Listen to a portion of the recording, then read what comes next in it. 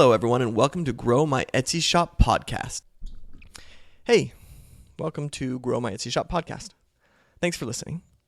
So today we're going to be talking about Black Friday. Now, Black Friday is a great holiday because it does a lot of the heavy lifting for you.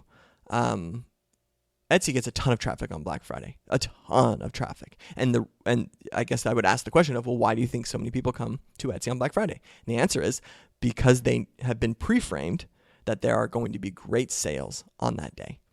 Now, that's the hardest part about a sale, is that getting the word out there that, hey, I'm having a sale and I want you to be a part of it.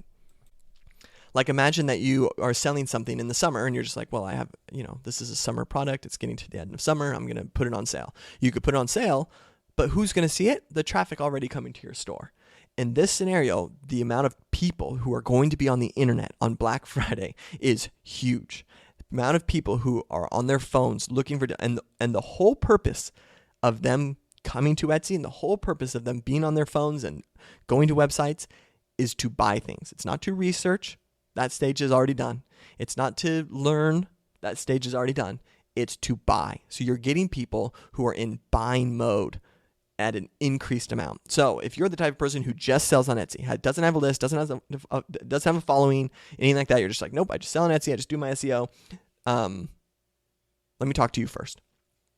The best thing you can do is put your products on sale. So you would just put a banner in your announcements, the banner image, anything you can, items on sale. Here's a coupon code. Or I've already put them on sale. Here it is for you. And have a sale. Because I know some of us think like, well, no, it's all good. Or no, there's going to be a lot of people anyway. I just want to sell myself for full. Just do it. Okay. The reason for it is that people are looking. These are deal hunters who are coming. So get in front of the deal hunters, right? And that's going to help you get more sales that day. Now, you may be thinking, well, I don't have the margins for it. I have spoken to a few people who just say, I can't. I don't have the margins. In fact, I got an email from someone the other day. This will be kind of an off-subject tangent here, but they were saying, hey, Jared, you talk a lot about lowering your prices and when sales aren't happening to lower prices and and these are handmade products and you shouldn't be teaching people to lower their value. And I get it. I completely subscribe to what this individual was saying. However, we don't decide the value of our products. The consumer does. So I could tell you right now, yeah, you want me to do a growth report for your store? $10,000. I may, as much as I want, think that that's what my time's worth. I am worth $10,000 an hour. So therefore, pay me $10,000. But you don't. And so you're not going to pay that. So am I actually worth $10,000? No. The consumer decides what our value is. So that's what this whole podcast is about, can use techniques to help increase your value to the consumer through marketing and proper descriptions and all this kind of jazz we've been talking about on this podcast helps the consumer realize how much value you bring, and therefore, when they see your price, they match it. They say like, yes, your price matches the value that you bring to me. And so it's a really trendy thought, I guess, to value ourselves and to put, don't undercut yourself and all this kind of stuff. And I subscribe to it. You're right. It's not a good business model to just give away stuff for dirt cheap. That's just a success for mental health issues. But for me, I launched a growth report program where I would go into Etsy shops and help them grow. And when I first launched it, it was not worth the money for me to do it. I was spending a lot of time doing what I was doing and not getting paid a lot of money to do it. But I knew two things are going to happen from this. One is people are going to, it's proof of concept, meaning that like people do like it. And anytime I was doing it, people were saying to me, holy smokes, this was worth it. Like this was well worth the money I paid. So I was getting, yes, good. This is market research for me to say like, yes, what I have is a product that you like. In fact, you bought it and now you're saying it was totally worth it. So, and then I've even had people that would continue to book stuff with me. So I was like, okay, this is a proven concept at this point. So then I started to raise the price of what I was doing, and I kept getting people to come in, and then I just started adding value into what I was doing and then increasing my price with that. And eventually, as of now, I'm booked all through December, November, booked. So I don't have an opening until the next year. And maybe that's on me. Maybe I should have raised my prices quicker or whatever it may be. But that's just a sign of I have something, and then I was able to move the value up as people were purchasing. So if I just decided day one, all right, I have no listeners to a podcast, I'm just going to stick my stick in the ground and say I'm worth buco bucks, pay me, I probably wouldn't have had anything. It wasn't until I feel like the proof of concept was there, and I was able to get on the podcast and talk about doing this with other people and all this kind of stuff that people were like, no, I really want one of those. And then they could go forward. So if you're listening to this and thinking, man, I really wanted to do a growth report and I just missed it. It's true. You just missed it. I took it off my website because I was getting a lot of questions about it and all this kind of stuff. So join my Facebook group, and I'll let you guys know in there when stuff starts to open up. And I'm working on some other ways to, it's funny enough, this is a total side tangent again, but I launched this little Facebook group. It's a little paid thing, and I just couldn't get it to stick. So I had about 20 people in it, something like that, and I just couldn't get it to stick. And so this is just letting you guys know that, yeah, mistakes happen. It wasn't a mistake, I wouldn't say, but I'm learning just like you guys are. And so I'm testing things out and trying to find what works best. And so I'm just trying to find the best way to scale my time, because obviously growth reports take a lot of time and I can't scale that. So I'm trying to find the best way to be able to do it. Okay, let's get back to Black Friday. So if you are tight on margins or whatever it may be, there's two different ways to go about this. There's one way to go about it really, and that's to create bundles. So instead of saying, well, geez, I sell this product for $10 and it's $6 for me to make it. You're right. Going on sale is going to not be worth your time. But why don't you book 3 together and have someone give you $30, and then you'll be able to give, or I guess they would give you less because you discount it from there, but at least you're getting $30 to be able to offset your costs. And so that's a good way to do it. If you're like, man, I can't cut my prices that low, or if I do, it's not, I give 10% at most or whatever. Bundle your stuff together. Bundle stuff and then offer it for a steeper discount. So for example, if you do 10% off for one, you could afford 20% off for two, right? And now you've just increased the discount, but people are giving you more money. Now, are those more appealing than just straight up discounts? No, but it's better than nothing. So work with that. If you do have the room, obviously making a great sale is going to get more people to buy from you. So when I owned an Etsy shop, I always like to do two different offers. I would do a Black Friday and a Cyber Monday. And my Black Friday was usually just a straight up discount. And then my Cyber Monday, I would do bundles and do it an even deeper discount because they were bundling. So if I did like 30% off on Friday to Saturday, and then I would pause on Sunday, and then I would hit Monday with this bundle, buy 2 and get 40% off or whatever it is. So that's how, not saying you have to do it that way. That's just how I did it. You can also just have the same thing go all through Friday and through Monday. Okay. Now let's talk about if you do have a list. This is where some of these techniques, and I also have one more gold nugget for those who don't have a list or a following or anything like that. That's at the end, so stick around. This is also where you should be by next Black Friday. So if you're like, man, I don't have a list or anything like that, you should. And by next Friday, you can. I made a lot of money on Black Fridays and Cyber Mondays because of the list, not because of all the traffic Etsy was bringing me. Okay, if you have a list, this is kind of the overall formula you want to follow. You want to do 3 things kind of when you launch. You want to have people need to know that you're having a sale. You then want to create urgency to what you're doing, and then you want to have it that it doesn't last forever so that people have to make a buying decision. This is just how humans work. Buying psychology works. Is when we need something, like it's my kid's birthday, I need to buy a present. Like we are going to go to Target with our wallet ready to buy our kid a present. We don't want to leave Target without a present.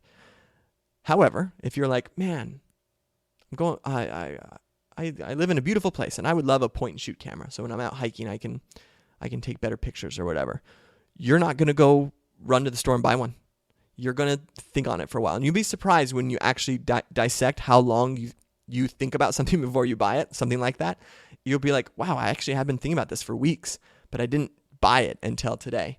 And the reason for it is that there wasn't anything pressing. It wasn't like, oh my gosh, there's this bird that's going to fly away, and unless I have a camera to take a picture of it, I'm never going to get it. The idea is you just don't have a reason. And so finally, there just comes a time where it kind of works like this. Like computers have programs on them, and they're always kind of running, right? They're running in the background. They're kind of doing their things. But when you activate that program, it moves into the RAM, and that RAM it processes it faster so that program can run more smooth for you. Buying is similar.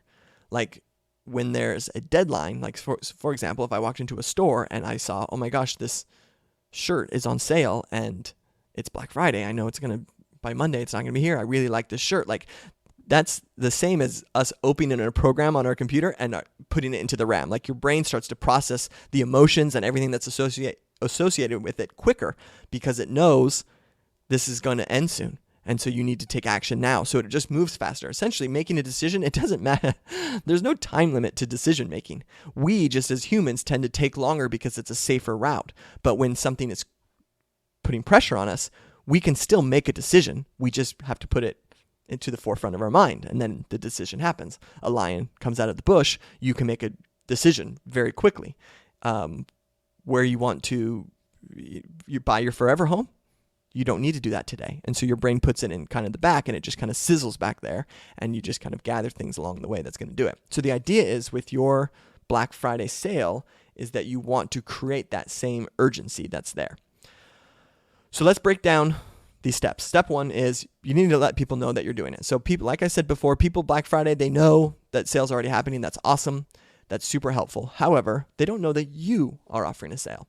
So if you have a way to contact your people, whether that's through Instagram or Pinterest, or I guess Pinterest would be tough, but if you have a YouTube channel or you have an email list is probably what most people, probably Instagram and email list would be my guess of what most people kind of have. You want to notify them. And so if you're the type of person who's like, well, I don't want to just like notify them all the time because I don't want to like wear my list out. The fact that you're having that thought shows that you don't have to worry about it because we usually draw the line for ourselves when we have that type of thought process way sooner than we actually, meaning, let me rephrase this. We usually in ourselves say, well, I'm just going to send them an email because I don't want to overbear them. But the truth is they can take 3 or 4 before they actually feel that way. It's just that we on our side tend to be a little scared of that. So let me just teach you the techniques for anytime we're launching sales, when I'm doing my growth marketing, my actual full-time job, we usually have like a 10-day period where we're like, okay, within the next, the sales happening on the 1st, like 10 days before the 1st, we start to notify. For you guys, in a Black Friday scenario where Black Friday is already like a planned holiday and all this kind of stuff, I would say 7 days before is pretty sufficient. And what you do is because keep in mind, everyone's going to be mailing their emailing their list. That's the word. Emailing their list like crazy on Black Friday. And so you're just going to get lost in there. So if you just wait and then Black Friday say, hey, I'm having a sale, like you're going to get so lost. The idea is you want to 7 days before say, hey, I'm going to be having a sale on Black Friday. And you don't tell them what the offer is because what you don't want them to do is get all the information up front and then never open or look at any of your posts again because they already know the information. And that's when it's going to seem repetitive to them. But if you can kind of break it into spurts, that helps them stay more engaged with what you're doing. So the first email is just to say, Black Friday is a week away. We're preparing everything for you. We want to let you know we're going to be having a sale. We'll essentially let you know later what that is because we're working on it type thing. But you just have some pictures and some stuff that kind of just shows like we have stuff that's going to be exciting. If you can launch a new product, like, oh my gosh, that would be huge. But if not, then the idea is you're just kind of saying, here's some of my products. I'm going to be having a sale. We're working on this type of thing. Just want to let you know. Okay. Then 2 days in, so that's 5 days before sale, you can then send another, maybe 3 days in, you can send your next email or your next post or whatever that's about your Black Friday. And essentially what you're going to say is, here are some of the items that are going to be on sale. So you're going to show specific items that are going to be on sale. Even if you're doing your whole store, it doesn't matter. You're just going to show specific items that are going to be on sale. And if you have customers using them, pictures of customers using them, like all that is really helpful as well. But essentially what you're doing is you're just getting that one step closer. So like the first thing is to say like, hey, we're having a sale. The second thing is like, hey, these are some of the items that are going to be on for sale so that they can start to get that process that, like what we were talking about the computer, like you've downloaded these applications in their mind. It's not at the forefront yet, but it's going to be sizzling back there. And then 3 days before you launch, so 3 days before Black Friday essentially is when you're going to announce your sale. So you're going to say, this is what it is. This is what we're offering. We're super excited. The doors open at this time. And then you do 24 hours before Black Friday that this is happening. And then of course on Black Friday. And the whole time you're just saying when you get within those last 3 days before the sale, that's when you start talking about that it's not going to last forever. This sale is going to be, we're only going till Cyber Monday. We're only going till Sunday or whatever it is with this offer. So hurry. That's what I liked about what I was doing, is that I would send out a bunch of stuff about Black Friday and tell them I'm closing doors on Sunday. I'm closing doors on Sunday. I'm closing doors on Sunday, so that I could have that urgency. And then on Monday, I just relaunched and said, hey, it's Cyber Monday. I've got a different deal now. But for all you bums who didn't buy on Friday, you can come over and buy from me on Monday. Okay. So that's just kind of how that is looking. You're essentially just getting them excited, and you're breaking it down. You're not just launching. You're not just saying, hey, buy now. This is my product. You're instead saying, no, it's coming. It's coming. It's coming. Now, it's even better. An even better technique is to give them early access, to say like, oh, instead of at midnight, I'm doing the day before, for example. Anyone on my email list gets a day early, and you get an extra 5% off. Like that kind of stuff works really well. So that's a great way to go about it. And so what you do, anyway, you understand that. Instead of offering 30%, you offer them 35%. You would make a coupon for 35% off for them. Or if you're just doing the thing where you discount your whole store, then you just give them a coupon code for 5% off. Does that make sense? Okay. Once you've built that up and you've notified them, you're putting the programs in their computer, and now it's processing in the back. And then as it's launching, you're starting to reveal more information to them. You're giving them even a little extra special because they're on your email list, and now you've got some serious momentum to what you're doing. You then launch, and of course your launches you're going to want to promote often. So this is when you're going to say, if it's on your Instagram or all that kind of stuff. Now, there's a lot of techniques that go into sales that I'm leaving off, like giveaways and all the kind of stuff you can do to build a sale. But because this is Black Friday, I believe that most people know, and you don't need to get the excitement for Black Friday. There's already a buzz there. So I'll save that for a different episode. But you're going to be promoting during that time, and you can continue to send some emails out. You can send them out Friday, Saturday morning, and then whenever your sale is going to close, you want to send it out 6 hours before it closes, an hour before it closes, and then close it. Okay? And that just helps with the urgency side. Hey, this thing's not going to last forever. Hurry. Okay. Now it's time for my little gold nugget. So, a great way to make sure that you, don't overbuy for Black Friday is you buy a limited amount of stock, and you know exactly how much you can sell. It is better to buy a little bit less than a little bit more, especially if this is your first sale, because this is going to help kind of gauge what you can do for the years to come. But the idea is you want to say, I only have 30 of these items, or I only have 10 of these items, or I only have 15 of these items. So if you sell rings, for example, you want to say, I only have 15 of these rings. So when you're emailing your list out and saying, hey, I'm going on sale, and then it's like, here's some of the items that are going to be on sale, and then it's like, here's what my offer is. Now, as we get closer, it's like, I only have 15 of these rings. So jump on and make sure if you're interested in this, you buy this now. Now you can see, because we've gone through this podcast episode, like the psychology that's behind this, but essentially we're putting more urgency that through all the Black Friday noise, they're hearing you. Right? They're hearing you because they're like, I want this, and it's going to cut short. And that gives you reasons to talk to people instead of just saying, it's our Black Friday sale.